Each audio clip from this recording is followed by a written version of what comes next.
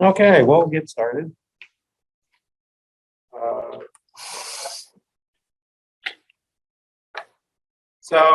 Next week, I'm going to be talking more about what we can do at our homes to kind of deal with some of the changes that are occurring to our weather patterns and how we can help our communities as well. Because I'll hit some of the issues in this presentation that we're going to have to deal with due to the changes in our weather patterns. First of all, this is just, again, highlighting the problem that particularly the carbon dioxide is what's going up. This is methane, nitrous oxide, but the real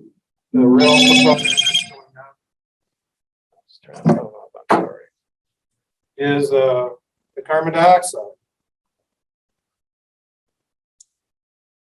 And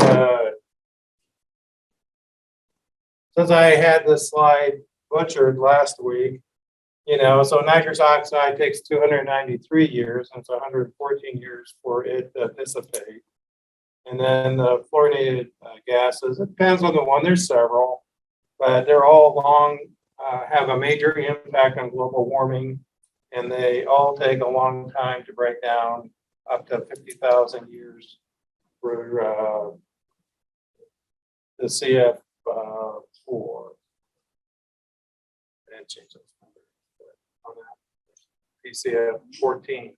But there's several fluorinated gases. So that's the issue. But I just want to show this. What is the real issue that's causing weather change? I mean, I would contend it's population growth. And we're not even in the part of the world where it's happening more rapidly. It's Asia and even Africa. Look at Africa, how it's exploding in population compared to the rest of the world. Africa's population now would be all of America, Latin America and North America. So I would be thinking they're having some real issues with maintaining that population in Africa, and along with Asians population boom. So I'm thinking we need to do our part in America, but we're not where all the population is. It's more in other parts of the globe. And similar when you're looking what's going to happen in the future, they're still maintaining very high birth rates. That's where the babies are being born compared to the rest of the globe. So that's a huge difference. Look at Africa. This is what surprised me when I saw this. We went from, over, still a lot of births compared to United States, North America, which is also Canada. I mean, back in 1950, they had more births than North America, but it has exploded in Africa. And my question is, do they have the resources to support that explosion? I don't know. I didn't study it that much. But that's my concern, is that's a lot of population and same way with, Asia as well. We're pouring a lot of resources in there. That David drilling wells, so everybody's got water now. Mm-hmm. You don't have to walk 10 miles for water. You can be at a meeting. Yeah. There's a guy from Robert Yoder. You sit and talk to him for half an hour, the questions. Just telling him. We were making Oh, by giving them the resources to allow it to happen. training, get water, store water, transport water. How to store their food. Purdue University got an award for the fact that we were able to do this triple bag system so that their bean protein source wouldn't be eaten by insects in between harvests. Yep, and you're producing wheat and stuff over nothing ever grew before. Mm-hmm. So, yeah. So I was surprised when I saw this data. Look at that one. I knew Asia, but so I think part of the challenge is it doesn't matter how efficient we get at taking care of people. We got so many people that we're going to continue to have issues. I mean, we need to be more efficient. I'm not arguing against that. It's just going to be a challenge. But let's talk about Indiana climate. Since 1895, we were looking at records. So this is not what's going to happen. This is what's happened.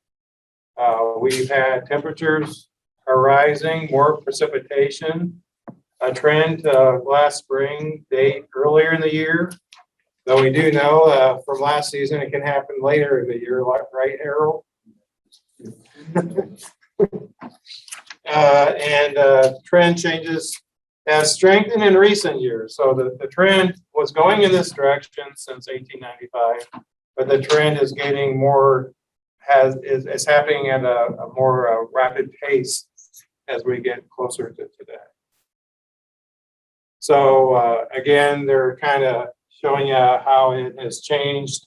If we looked at a shorter time frame compared to the long time frame, as far as the variation and the temperature change since 1895.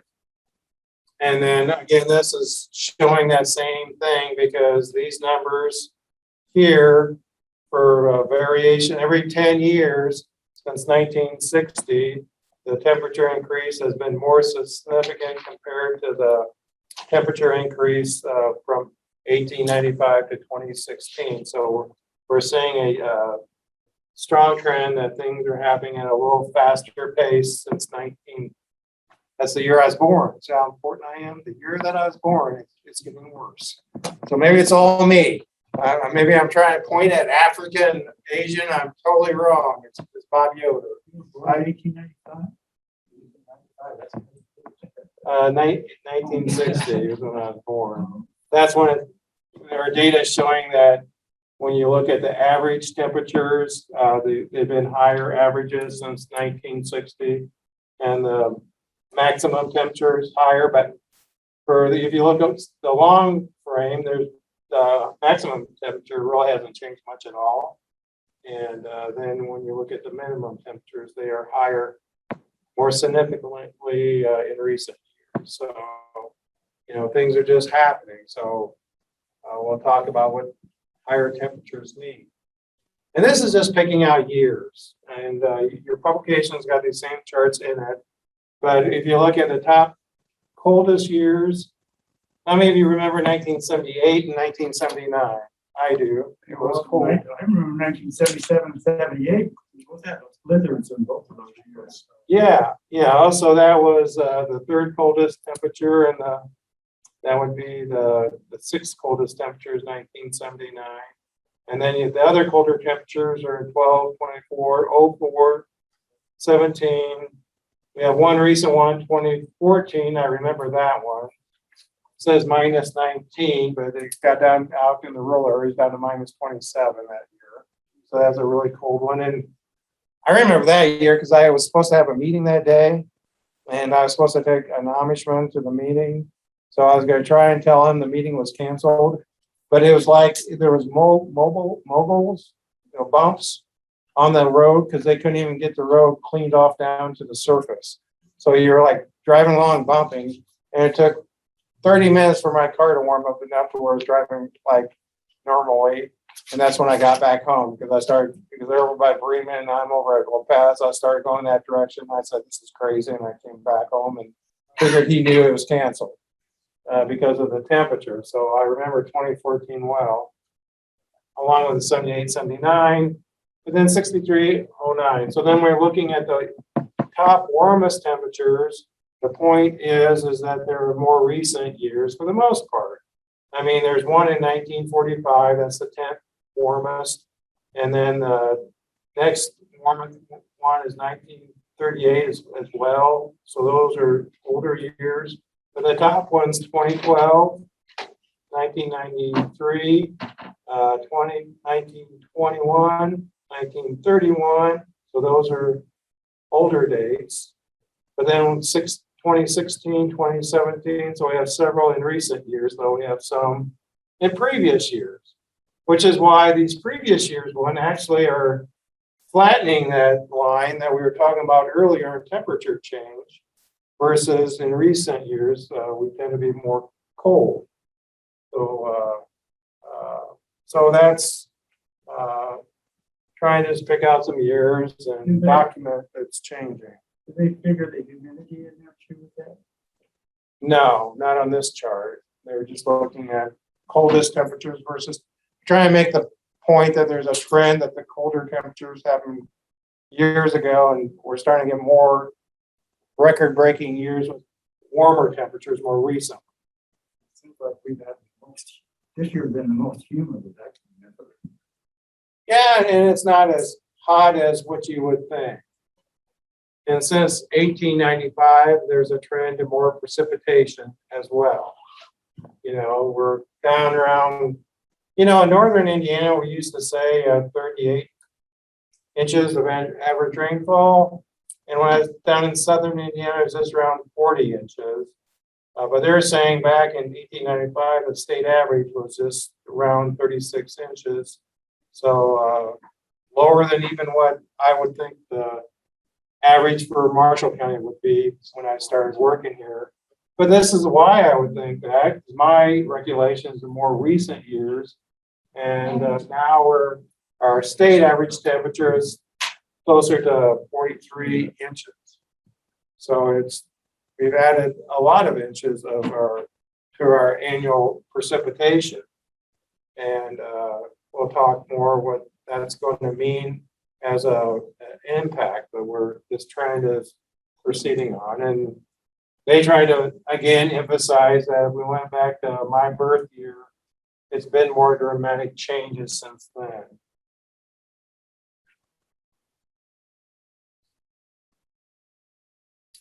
But, so these are major changes in amount of precipitation per year. The southern tier tends to have more rainfall, but they're over 6 inches plus. So all that water has to go someplace when we get all this additional rain. And southern Indiana has had some major rain events that have destroyed areas. Like when my daughter was living in Columbus, they had an over 10-inch rainfall. And when we get over 10 inches rainfall in a one-day period, things flood that you never think could flood. I mean, there was an apartment building way up on a hill, but they were the draining spot for that hill.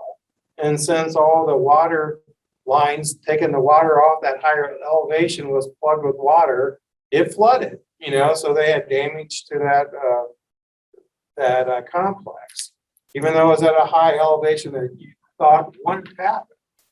But even in northern Indiana, we've got 5 more inches than we did back in 1895. We have 5 more inches. So this is really changing how water needs to be managed, because we're changing our capacity to maintain it in our ditches and our rivers and our streams. So when I was down in southern Indiana working, we had, there's a White River, East and West Fork joins at the tip of Davies County. And it used to flood quite often. One time it flooded in June. And when it flooded, the river would spread out so wide, it looked like almost an ocean when you drove on Highway 50 going from Washington, Indiana to Vincennes. So it was a huge area flooded, not a little area. And then that farm ground, all that's covered, they had to take off all the logs and stuff before they could farm it after the water went down. So just because the water went down, they couldn't start farming it.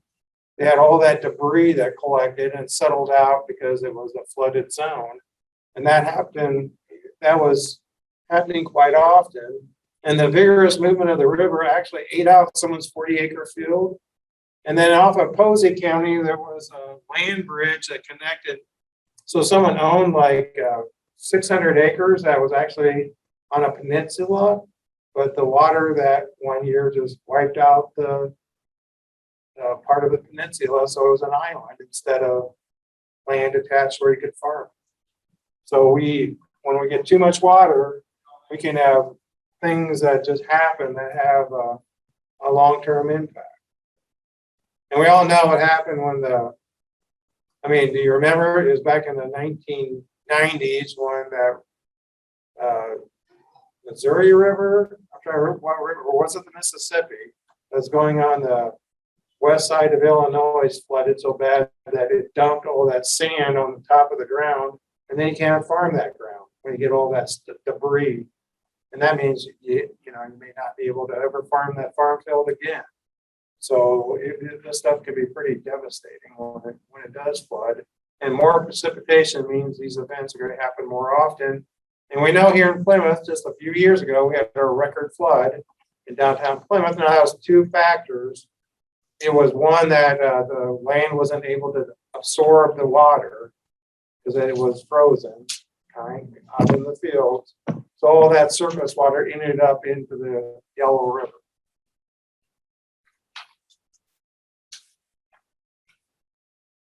So then, what is kind of worrying us is the number of days with what they're calling above extreme rain is a day event where it's around an inch of water or more. That's an extreme day. We're getting more of those days as we have this increased precipitation. So, if we have a situation where we have one of those major 100-year storms, events that seem to come in more often than in 100 years these days, we can have significant flooding and impact, and we need to think of ways to manage that excess water. So I know our county surveyor is heightened on the fact that when we do new construction, we need retention areas to hold the water that's not going to go into the soil. So we're going to have to do a better job of matching construction with water retention areas so that if we have one of the extreme days, it can fill up that first before it goes into our waterways.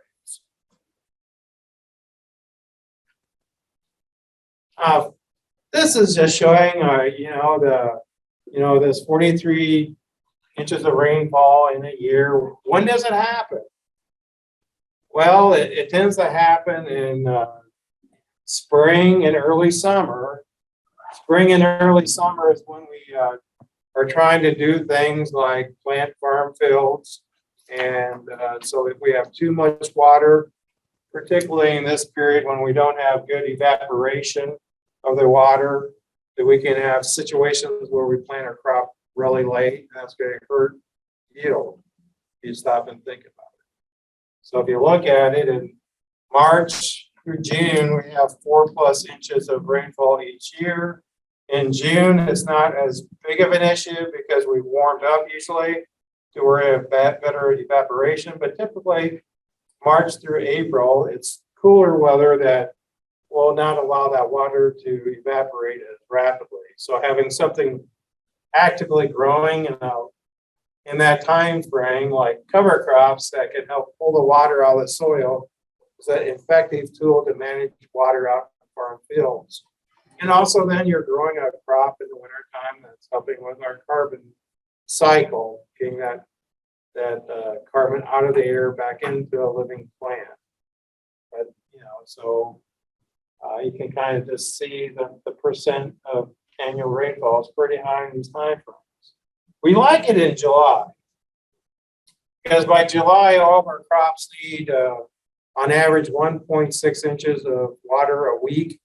So we actually are using like 6 inches plus of water in July, August, and September. So in these 3 months, our crops out in the farm fields are pulling that water right out of it. And it's using more water than we have. And that's why we have irrigation system as a supplement during this time frame. Not so much early season, typically.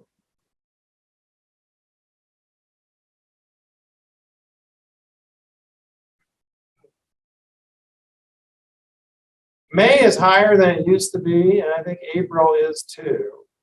But June has always been a fairly, it wasn't 4.95, but it was more like 4.4 was typical June and rainfall average.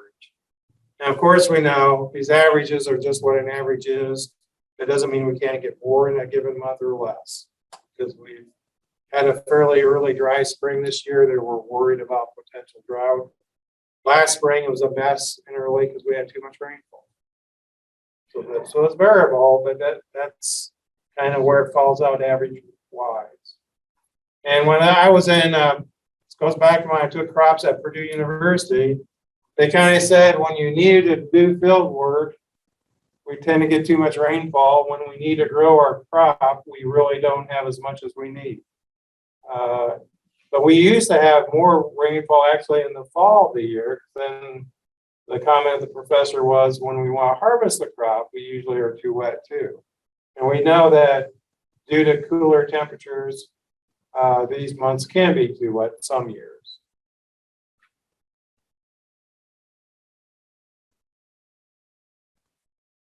So kind of what the impact is when we're looking at for local crops or even landscapes of homeowners, when we have a longer growing season, that makes it easier to extend our grazing season for our livestock, which is a good thing. Because when I'm managing the livestock grazing, the most expensive thing I can feed them is harvested feed. If they harvest it, it's much cheaper than harvesting it, then feeding it to them. So in southern Indiana, their goal is never to feed a bale of hay. They want to use stockpiling forages to get them through the winter, along with cover crops to graze in late winter and early spring before they get back to the perennial forages to graze.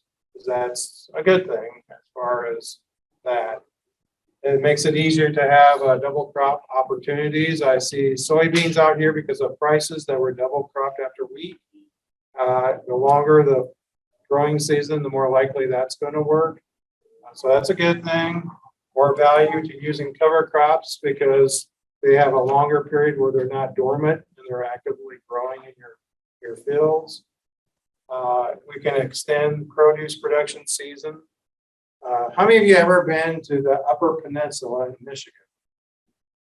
They have to have a greenhouse to grow vegetables because their season's so short. So they may benefit from warmer temperatures to where they can grow more produce out there. But their hay grows naturally. Self-seeds itself. Mm-hmm. And the type of hay is bought all over the world because it doesn't allow for loose crop. For what? The shit. Oh. Horses and cows poop out. Mm-hmm. Never works. And I took care of a guy who just bought $1 million John Deere equipment to bale hay. And he invented a thing, compact rigger bale down to something square because he could get more in a container to ship over to Saudi Arabia, Qatar. Wow. Great Britain wanted to use it all from there. It's like one crop a year though? No. It's a good too. Yeah, it would be two over there. You know, I mean, the hay up there, it's thick. It's perfect climate. Mm-hmm. Cool stuff. What did they say the last freeze? What do you guys call it for the last freeze day now? On average. To do it? Oh, their last freeze? I call it Mother's Day weekend. Okay. But it's that's for warm tender crops. I usually just say you can start planting around Mother's Day. That's a holiday we can use up here, you know. So it was earlier in southern Indiana, of course, as in April. So actually, farmers started planting down there early April. Here it's mid-April or late April, depending on the year. Everywhere they say we want our crops planted by early May. So that's where that moisture in the beginning of the season can shorten your period to grow crops if you have too much moisture. So, and then, you know, there's some crops that we can go to a longer season cultivar, soybeans, corn. We can maybe, if we have a longer growing season, someday plant gourds outside and have them actually make it to harvest. Because what we have to do now is actually start them and plant a seedling early to get a full season because they take 120 days to grow.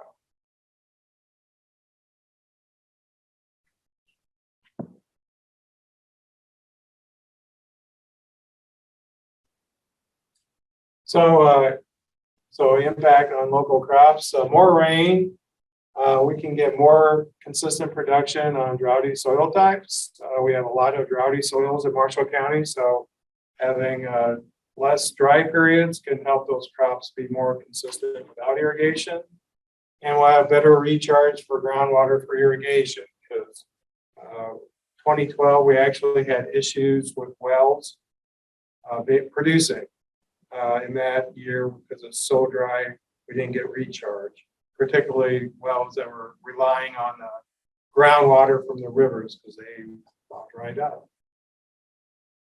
But on I already mentioned planting delays, crop damage and ponding in low areas. I guess that popped to my head because that happened this year. So we, over in the Bremen area, in some areas, we have big areas that were ponded, and so we overall have we'll have good yields. We have large areas that won't be producing crops because of the ponding that occurred.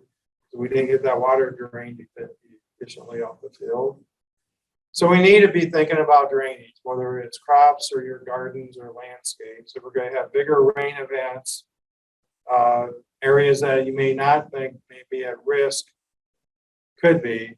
And if there's water that lingers in areas in your yard during the winter months, you may want to be thinking of how you can drain them if you want to use them for anything that would be damaged by ponding during warm events. It's the ponding and warm events, so I tend to kill stuff quicker because it's actively growing and the roots won't be taking out nutrients if it's saturated. So we want to be thinking about we need to improve our drainage if we're going to have more rainfall, which we have. Increased need for water retention areas and healthy plants to take up water. You know, like a lawn could take up a lot of water if it's a healthy lawn, where you mow it so it has 3 inches of height and deep roots. But if we mow cool season grasses close to the soil surface, the roots aren't as deep. So they're not going to be as good of a plant to help us with carbon sequestering and also water removal, because actively growing plants will help remove water out of areas. So even how we manage our lawns, gardens, it's good to have cover crops to help dry them up in the spring before we want to plant. If we're going to have more water in that spring time period in a typical year. Same way with crops, we want to be thinking how we can have a living crop growing all the time, because the cover crops growing in the winter months will help you plant crops more timely because the plant is removing that water and transpiring it through it. So we're going to need to be thinking of how we can do these things. So higher temperatures, well, we're going to have less stress for our less hardy plants for zone 5. So a peach tree is going to do better in Marshall County if we're a less severe winters are happening to us, and other plants that we're pushing that zone.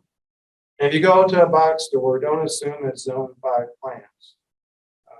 They may be zone 6 that they're selling, or they may even be tropical if you're not careful, because they sell whatever they get in. But we at least want a zone 6 plant if we're going to try and see if it can survive in our yards or landscapes. Most of the box stores I went to this summer, their plants were dead because they didn't water.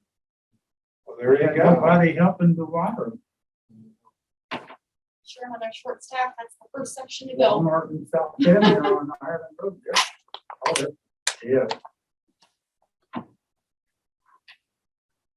Nobody's watering. So the good thing is when we have a little bit more mild winters, it potentially could be less stress on livestock and pets outside. But remember, if it's muddy, that's not less stress. That's not a good thing. But animals don't like severe cold.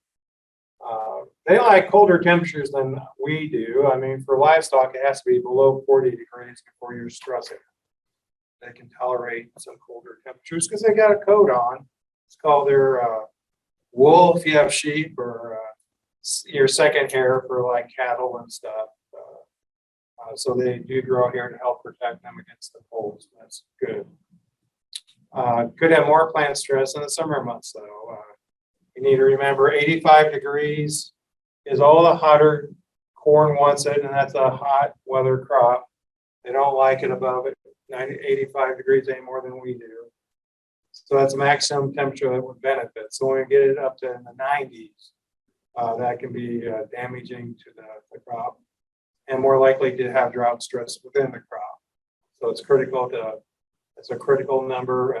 And when we do what we call growing degree days or usable heat in a day, our calculation always stops at 85 because anything above that is not helping the plant, so we don't give it credit. Increased benefits from irrigation on well-drained soils. So with these higher temperatures, having irrigation has more benefits. Of course, we know that if you're going to have a lawn like bluegrass on sandy soils, you got to have irrigation. Okay? It goes hand in hand. Can't do one without the other. Some pests may now survive winters, and the one that I eat, for example, is bagworms, because in southern Indiana, bagworms never winter kill. They always survive the winters, so that's always a perennial problem. Here in northern Indiana, they used to winter kill because they overwinter as eggs, and the eggs won't make it through our cold winters. But if we're going to have more mild winters, more of them are going to make it through the winter. It's going to be more of an issue. And no one, and novice doesn't understand that a bagworm is a pest because they always put the plant they're feeding on, they weave it into their bag as they're feeding. So they almost camouflage themselves, particularly on evergreens. People almost think they're pine cones on their trees when they have a low population. The issue is 10 bagworms this year could mean 2,000 bagworms next year, because they have 300 eggs per bag. And what we're having really happening is a shift to more extreme weather. So we tend to get more rainfall at one time instead of spread out over a period of time. And we tend to have droughts where we have no rain. So some growing season, we are wet in the spring, excessive rain. Then we go into a drought period during the summer months. So it can have an impact on our maintaining our landscapes, our vegetable gardens, and our crops. So we're having more increased wind damage, hail, drought, and disease threat. We had straight line winds this season that laid over corn. Heard of some popcorn fields that were flattened and killed by excess wind this growing season. So, and the increased rainfall means more moisture in our crop canopies and in our landscapes. Someone was telling me their lilac shrub was almost defoliated from powdery mildew this year. So that, like you're saying, Mary, and the humidity that we're having, which is perfect for spreading some of these fungal diseases. So we're going to have more of a job managing diseases in our crops. Thus, more crop dusters flying, to manage the disease. So we need both. We need better drainage, but we also need irrigation, depending on your soil type and topography. So we're going to talk about in the next week how to deal with low parts of landscape topography, on how to help hold some water and keep it attractive, and have a place for your water to drain to. But when you're growing stuff, you need some place for the water to drain to. Unfortunately, in many of the farm fields, it's within the field. So if the low area is within the field, whenever you get excess rain, that area is going to be non-productive. It can be a source of weed seed for future years.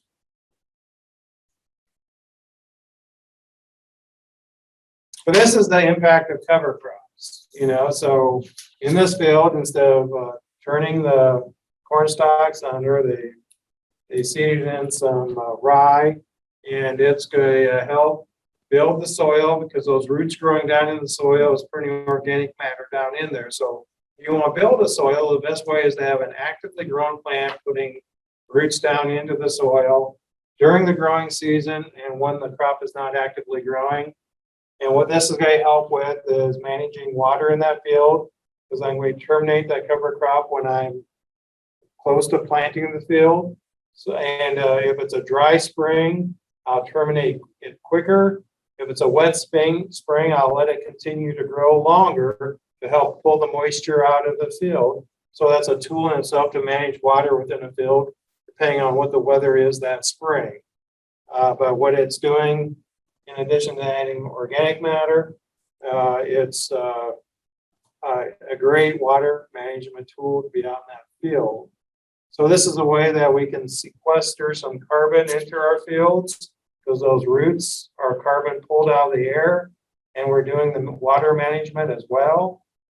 And then we're going to create a field environment that's going to be more productive for the growing crop.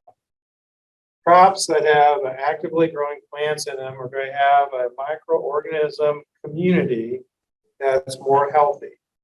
If I till my fields and take the active carbon out of the field, the microorganisms shift to more negative populations that cause plant disease health issues than if I have a soil environment that has active carbon in it. So it's not just is there carbon or not in your soil.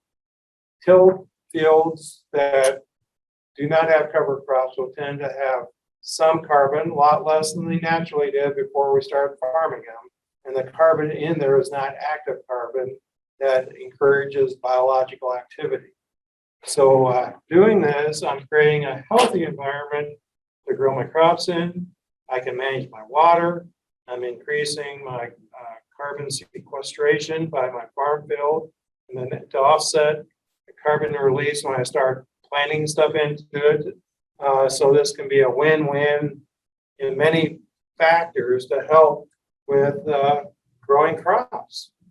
And this works in gardens too, so instead of having a garden that's bare in the wintertime, we can plant stuff in it that's going to help build that garden space to be a healthier soil. I can't believe it once. I always tell that story, but I once stepped in someone's garden and I stepped up this high because of all the years of getting from a horse barn the manure and the bedding. So we put that in every year. And his problem that year was he had so much carbon and nitrogen buildup in his organic matter in his garden area.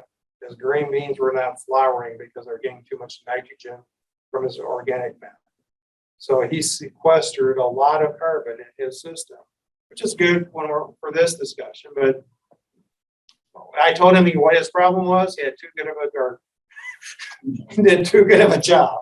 This is the perfect period to allow that organic matter and the microbes to release nutrients to that plant. Is there better cover crops for garden, or would rye or similar cover crops like that work in both systems? So what we want to think about is how you want to terminate it. So an easy way to terminate a cover crop is plant something that winter kills, so we don't have to deal with terminating in the spring of the year. We can use cereal rye, and as it starts to flower, if you bend it over, it will stop growing, and then you have an organic mat to plant into for your vegetable production. So if you're growing melons or pumpkins, it's on that mat instead of the soil. So it's going to be a cleaner fruit to harvest. So you have that benefit, and it's also weed control at that point. So you got to think through what you want to do. If you want to build the soil, you'll include some legumes, put some nitrogen into the soil. So there's pulvers that we can be planting in there. So you got to look at the goal of your cover crop and when you can plant it. The reason why we use a lot of grasses is that this can be planted late in the season. With row crops, it's hard to get it planted early in the season because we're still growing the crop. So that's why that's grass. But in your garden space, I even would encourage gardeners, if you have plenty of spaces, you'd have an area that you just grow a cover crop one season to get down the disease load and rotate your vegetable into that area instead of just always growing vegetables in your garden space. And it looks attractive.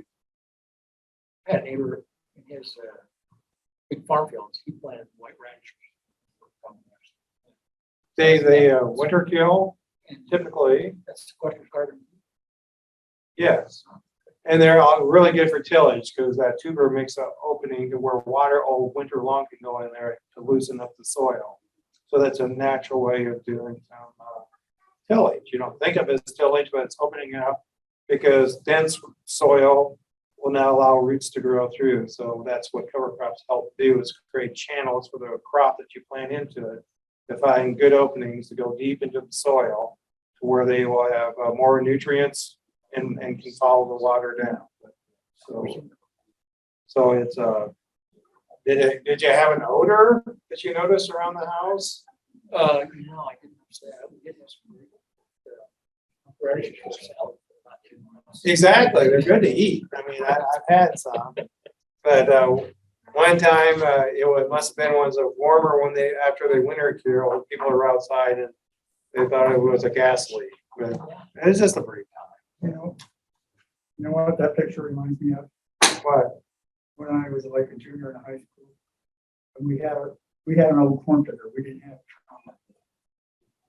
I used to go out in springtime and go down the rows and pick up corn with a bucket, and put them in piles. The whole field full like that.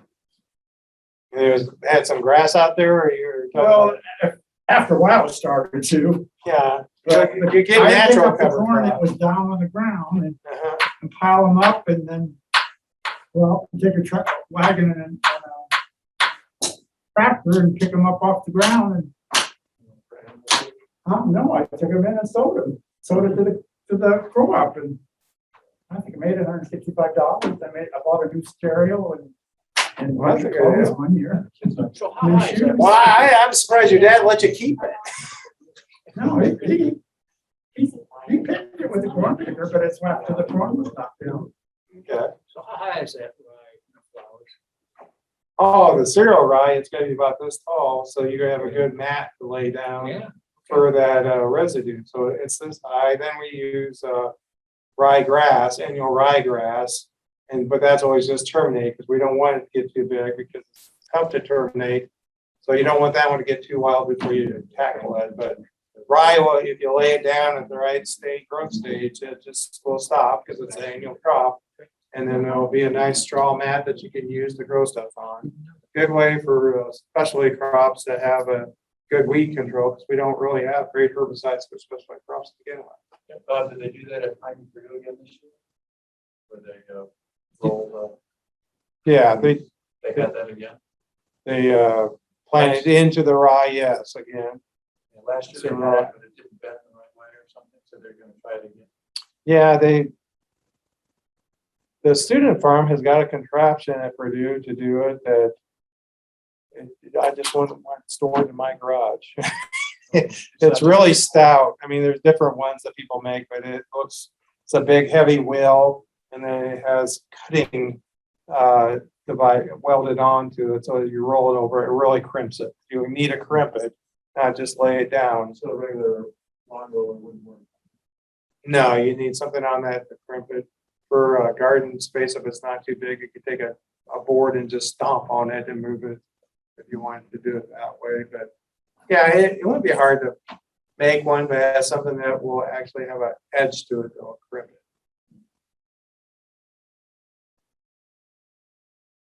And this is a new thought too, is one way we can manage water and nutrients in the field, because one issue with excess water is the nutrients flowing out of fields with the water and through surface water. We have a great big area called a Hypoxic Zone in the Gulf of Mexico. We have the second largest hypoxic zone in the world. The largest is in the Baltic Sea. And it's a dead area where things don't grow in the ocean, in the Gulf. So it's contributing to the global warming, if you want to think about it, because we don't have anything sequestering carbon in that area of the ocean, because we don't have the full cycle of animals and stuff doing well there. The plants may be doing okay, but not the animals. So it's hurting people that make a living off of harvesting shrimp and different things out of those waters. But the idea here is that we can raise the water level in the fields during the winter time so that the nutrients in the water will tend to stay in the soil and not flow out with the water into that surface water. We can lower the groundwater level in spring and also having this higher level, we'll be getting more of the nutrients out of it if we're having a cover crop on our soil because the roots will be down into that. So we can harvest more of the nutrients and keep it into our carbon cycle in our field. And then during the planting time, we can lower it low enough so that we will be able to farm the field.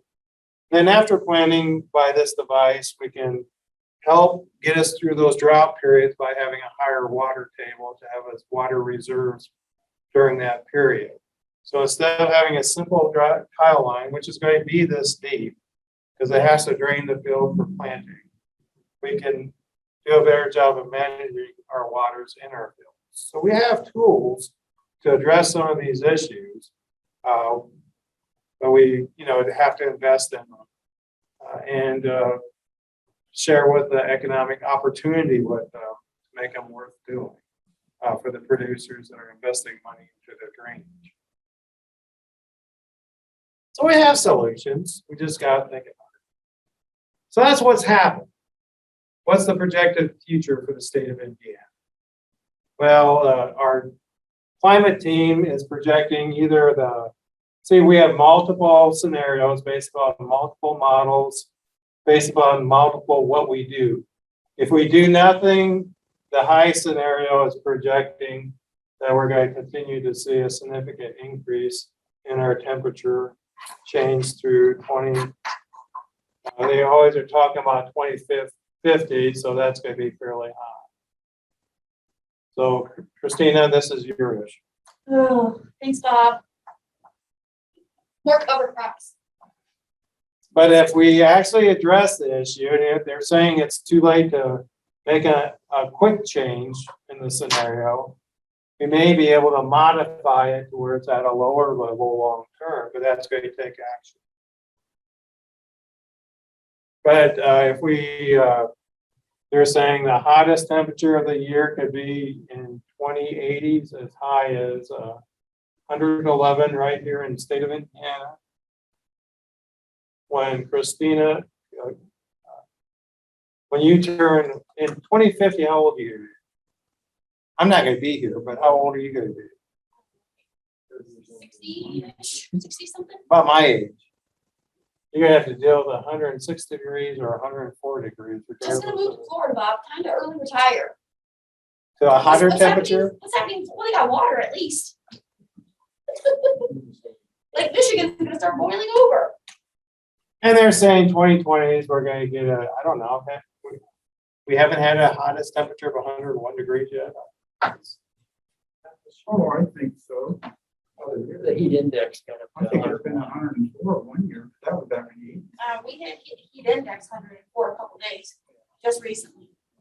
But historically, since 1895, our highest temperature would be 97. So that's a concern is we're going to have additional heat.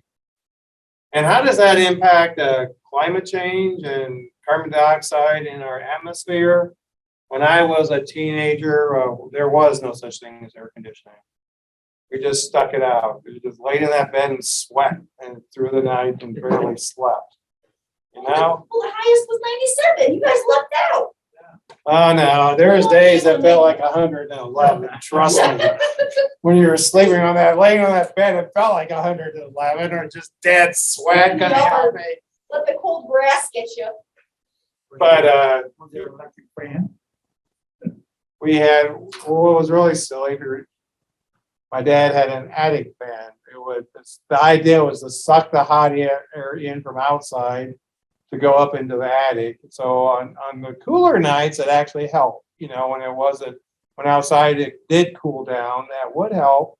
But on that 111 degree day, it didn't help at all because the air outside was just as hot as what's in the house. But we still had that silly attic fan going here and going. sucking the air out our windows. We had big maple trees on there. That's right. But I guess my point is, we didn't burn electricity. Now we have power outages in the middle of the summer because of all the air conditioning that's happening. Houston had a major issue already this Yes, year. back in those days, the power outage was fixed a lot sooner than they are nowadays. Well, there wasn't as much demand, and there wasn't as much population back when I was 19. You know, back in 1972, when I was remembering this heat experience, there wasn't as many houses. We have mushroomed. We saw that since then. The growing season when you turn 60 is going to be 203 days versus 168 days. So right now, that's why we start some plants as transplants, is because our growing season really isn't 168 days because of the cool weather and, you know, early May. Usually things don't pick up and really start growing until late May. And then we want it done before October the 13th, especially if we're growing gourds because we want them to mature before it gets cold.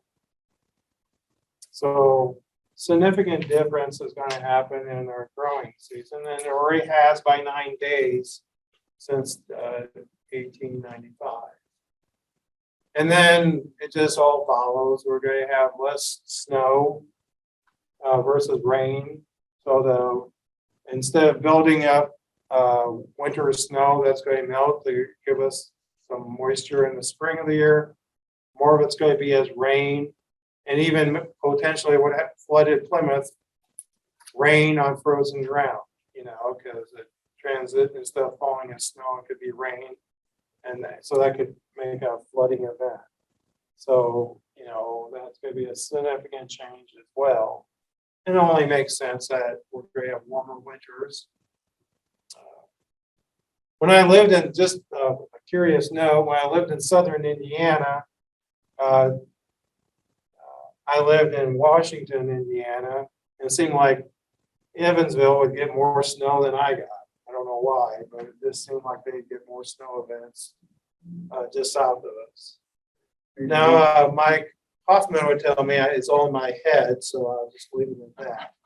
Because they live along the river, and all that sugar. Well, I also told him that I supposedly live in a dry spot in Davis County when I lived down there. And he said it'd have to be a major geological feature to create those kind of microenvironments. So I'll let the meteorologist's words speak louder than my thoughts. And then frost days, you know, it's going to have to be less, you know, so we're going to have less days with a good frost to help manage pests in our soils.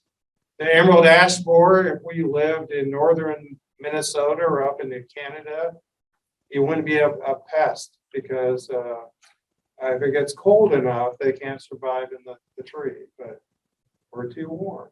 They've got a wildfire up there too. I can't think of that. Well, it's a weird weather events that's happening because North Dakota is really dry, so I assume that goes on up. So less days that the temperature's below 32 degrees. So we definitely can't in the future hope to have an ice bridge to go across the lake very long.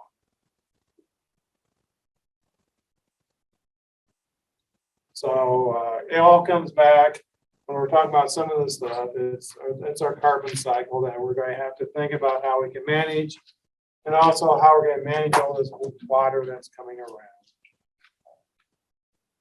Any questions? It's all in the handout I gave you. I kind of stole from that handout to do the talk tonight, but it's interesting how these things have changed already. And Christina's going to have to worry more about 2050 than I have to worry about. You have that, have you seen that? Okay, so our local impact projects for this session, there's so many topics we could have picked. Some things like rain gardens we'll cover later in the series. But I had done this project myself this past winter, and I was tickled pink by it. It's called winter sowing. I'm not sure if anybody's familiar, but really it's planting seeds outdoors. and starting your seeds outside using passive weather. So some of the things I grew was herbs. I did flowers. I did greens. I did not do peppers. So the peppers on the screen I did purchase, but I did a variety of things, mainly because I was bored and I have to grow stuff. So I sowed seeds inside, and then I found out this project. So I already had some indoor seeds planting. I had extra seeds left over, saw this winter sowing project, and I was excited about it. Obviously, when you're planting seeds inside, you're going to be looking for space. You need supplemental light. My house is super dark. So I definitely needed to get lights. I got LEDs. Actually, the middle picture, I think, is fluorescent, not LED. But obviously, that takes space. That takes energy from your house. Some of the things I even had to put up on a timer just because they need longer days. So I had this, and I was able to do kind of a side-by-side using the same seeds, same season, to take advantage, really, of this growing season. So that's kind of the topic. So we're going to take advantage of this extra days we're getting, less frost, maybe warmer, maybe be able to use and start seeds outside that maybe we couldn't before. So maybe we have some more variety. You don't need any supplemental light for winter sowing. Obviously, you're going to be outside, and you're going to use cheap containers, or you're actually starting from seed, so the cost is going to be minimal. You can do this as a recycling project, which is what kind of it turned out for me. There's all sorts of different kind of winter sowing methods.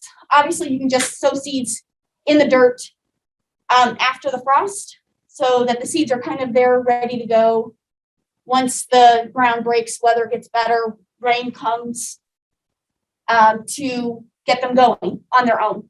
A lot of those have to be dependent on your climate, or they won't start in the right time, and you'll never get them to flower. So that's one of the methods. Obviously, there's also cold frames, hotbeds, low tunnels, small protective containers. I did provide this article from Purdue about those. I won't talk about those today because that's a whole discussion on its own, but I did pop some pictures here of other structures that you can do to help extend this growing season. Some of them can be extremely low cost since they're not heated. You're not actively putting heat into those systems. You're using solar radiation to keep a microenvironment. For winter sowing, the different methods are this chunk of seed method, which I found really nice, really easy. Really, you're just sprinkling seeds in your containers. So here's a couple examples. Milk jugs, chicken containers. Anybody get chicken from the grocery store? Various chicken containers. This one's actually really cool because it already has holes in the top, so it kind of saves you a step. But you sprinkle seeds in your container, and you can thin them later. But when you pull them apart to plant them, you just cut them into 4 chunks. So you just take a whole chunk, and you're planting a chunk of seed. Another one is planting more specifically. So you're actually taking out this thinning method later. So you're going to plant your seeds spread apart in a way that you can easily plant them into your landscape layer. Obviously, again, there's so many other options. Low tunnels. Some people just cut the bottom of these containers or these water jugs, and this is their microenvironment right in their garden. So they don't even plant it out. They just take the container off later on in the season once the frost is gone. So there's obviously some pros and cons, and I got to see both. Pros, this winter sowing method using these recycled containers or other containers, super low cost. The seeds, you're spending less money, and you're going to be able to get way more plants. So quality, you're going to get some better quality. You know where it came from. You know what you used. You're sure of your plants. You don't need any extra light. Again, you're sticking these containers outside and you're really not going to even baby them. Use your outdoor space instead of indoors. I live in town. I'm in Plymouth. I have a small house. I don't have a lot of space and I have a toddler that runs around. So wherever I put it has to be out of those little hands. So again, then that limits me even farther. Love growing. I love doing things in the winter. I get itchy for projects. So this would be a great solution. Cons, obviously not all seeds can be grown. So tropical seeds way outside of our growing range might not work very well. Some of them surprisingly could, but that might take some trial and error. If you have very extreme weather, obviously if you're seeing temperatures dropping into the minus somethings, you might be in trouble. These winter sowing containers, actually, when you have them, there's no tops. You're really just doing coverage. You don't keep a top on it.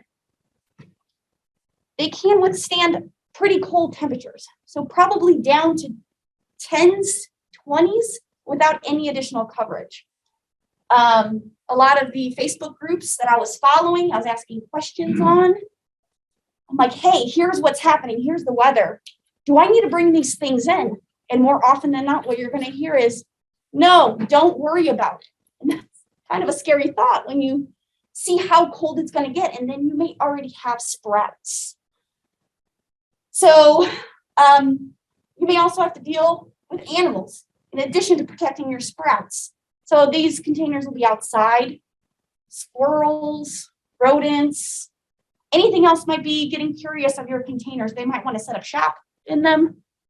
So you might have some things you have to deal with once your seeds get sprouted. Now they won't sprout until that container has kind of got the right temperature for it to get started. So zone 5, besides direct sowing, besides just putting seeds outside, this method is probably the next easiest. I started my seeds in February, middle of February. And these were flower seeds. These were snapdragons, sage, flowers. I did a whole bunch of stuff because I had extra seeds. So I wasn't really going to be out anything if they all died. But you can start them as early as December and January, depending on the plants. These are some containers you can use. This could be a great recycling project. This could be great for schools to do as a project together, again, because you're not losing that classroom space. There's a lot of great advantages to doing this kind of winter sowing and getting plants started early. Here are some of the containers. This is how they look. Obviously, you have drainage holes. Again, the tops are not sealed once you have your plants in them. So they are kind of open. When it snows, when it rains, that's what waters your container. So unless you're not seeing any precipitation for a very long period of time, you don't have to do anything. You leave them outside and you let them go.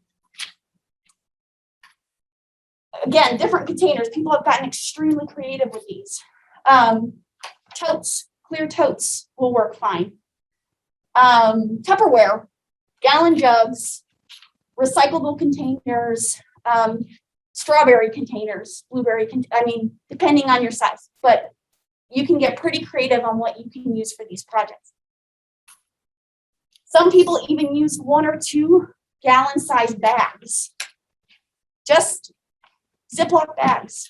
So they'll string them up in some kind of framed crate, have a stick where it just keeps the bag upright.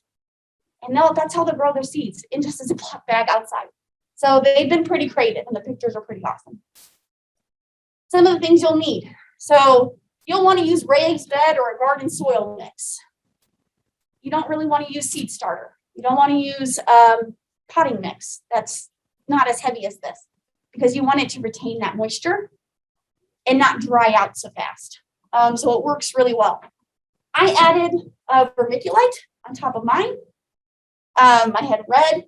Again, I don't know if it's based on research that it helps with fungal. So I just put it on there. Again, I had some extra. I wasn't doing any harm, and I think it did very well. I think it probably also helped with the moisture for the seeds. I had a coffee filter that I put on the bottom of my containers, so I put holes in the bottom, but I didn't want all that dirt to come out, so I had coffee filters. I used regular, didn't do anything.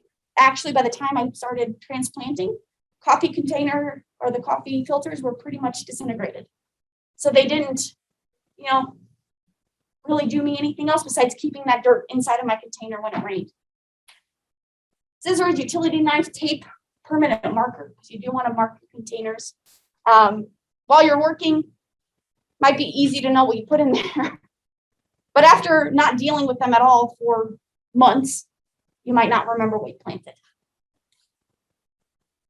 So here are some varieties of plants that do well in winter sowing in our area. So December, January, perennial flowers, hardy annuals, you can start those. Put them in, get them started, get your containers outside. January, February, a lot of the herbs or things that need stratification or things that reseed themselves. So the poppies, what else? Bachelor buttons. Those types you can start in January and February. And these are a lot of what I started at home. I did kales, I did Swiss chard, I did chives, Johnny jump ups, calendulas, marigolds, black buttons. I started all of those during that time. February, March, frost tolerant vegetables. And again, I started my Swiss chard, my kales in that mid-February timeframe. March, April, tender plants, you can start them. And again, they're going to be outside. So as surprising as that sounds, those sweet, tomatoes, cucumbers, some of those may do well. I have not tried those, but from my research, those do well March and April. So on sweet potatoes, is that? Yeah, stars, not slips. That's from seed. So these are all going to be from seed. So you're kind of using the containers to make a small micro environment. The seed will sprout when the container is giving it its right temperatures. So it might do nothing for a very long time. And some people are like, should I give it up? I mean, it's been 2 months. I don't see anything. Should I give it up? Well, from zone to zone and area to area, your time frame of when that seed's going to start growing can vary.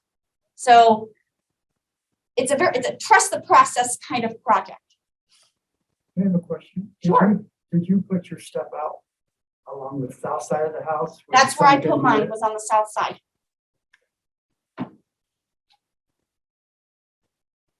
So here is my seeds. This is what I did this year. So February 28th, this is like my second batch because I got really excited about it.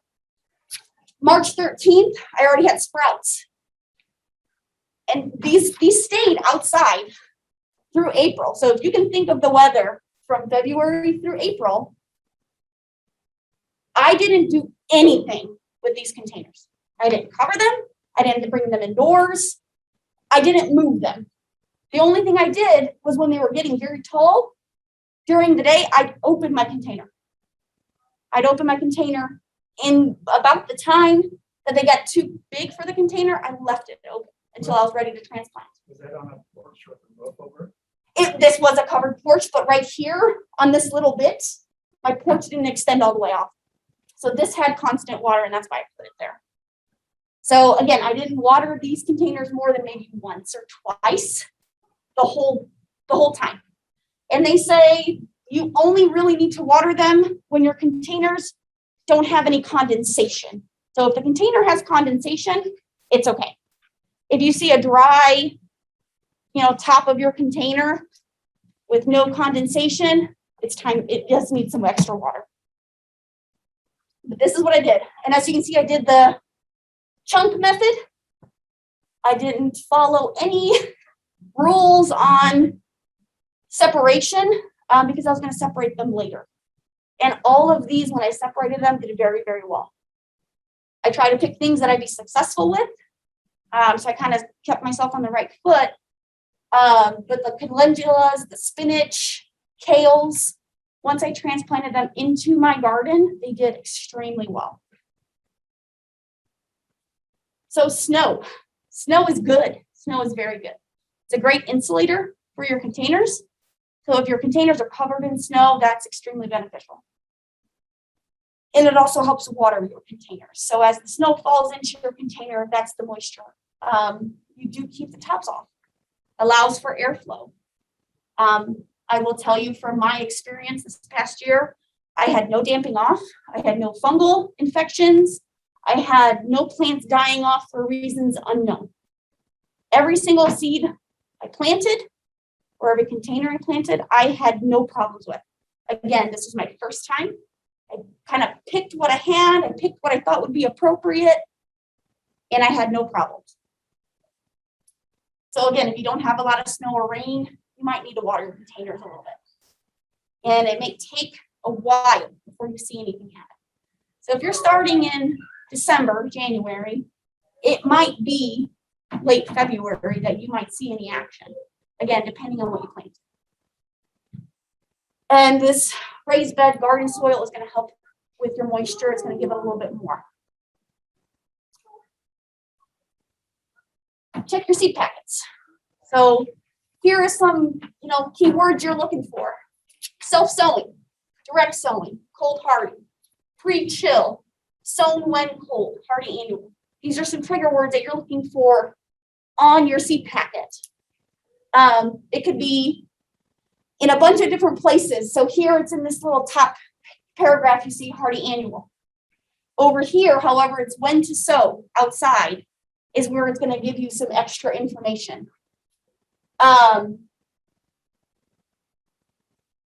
Forget-me-nots, hardiness. So you see, you might have to kind of pick around where you're going to find the right information on whether that seed is okay to be winter sown. Now, varieties, maybe it works well, maybe it doesn't. But this will give you, kind of the right start. Swiss chard, I did this exact kind, ruby red. So outdoors, as soon as the ground can be worked.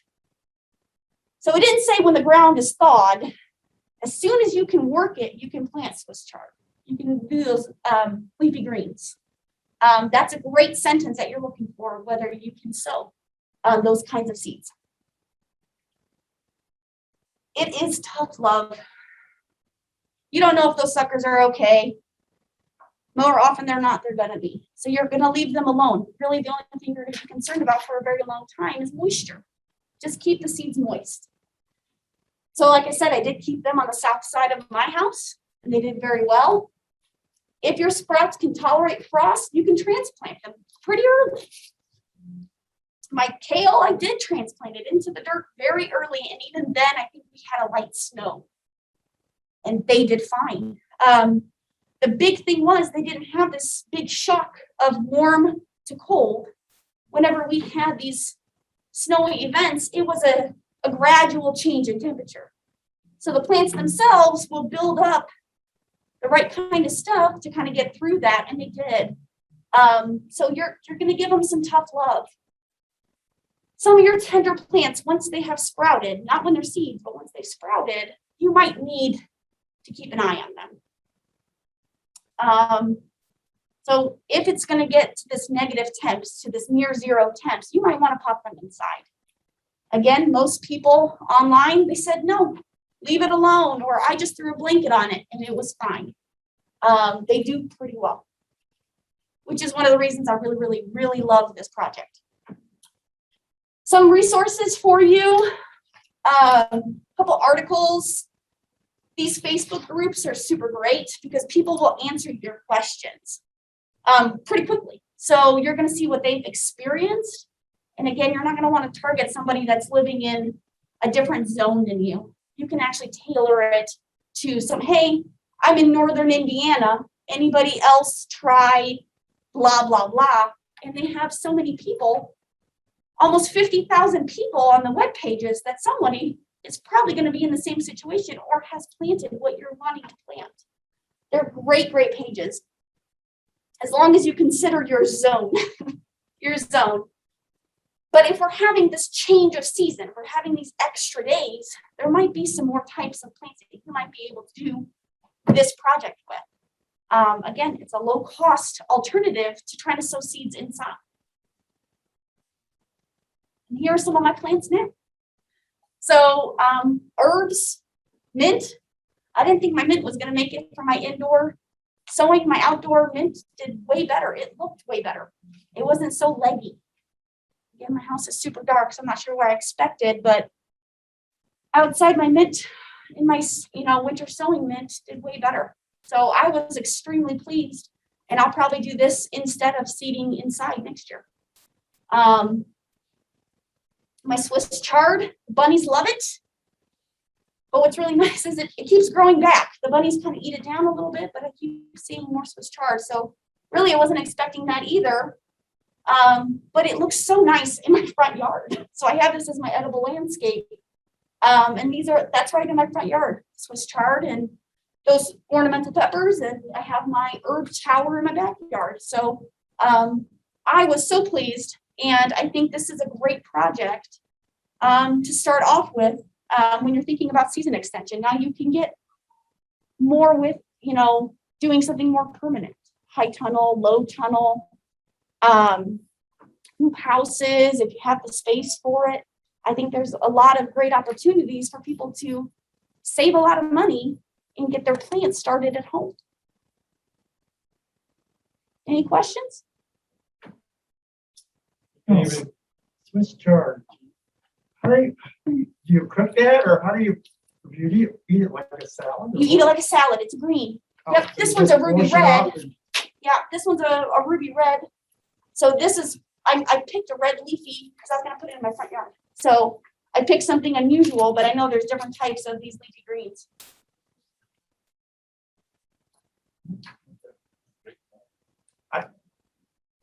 I thought that was a good display at the fair. For the March County. It worked out really nicely. I just moved this whole thing. I thought you did a great job on your plants, really. Yeah, and actually the chives are perennials. I just moved I had a lot of chives on this display. I actually just popped them out of here and I just planted them in my front yard. So some of the things weren't looking so great. I pulled them out and I planted these. I'm hoping they'll just come back next year. So I'll have chives for next few years if all goes well.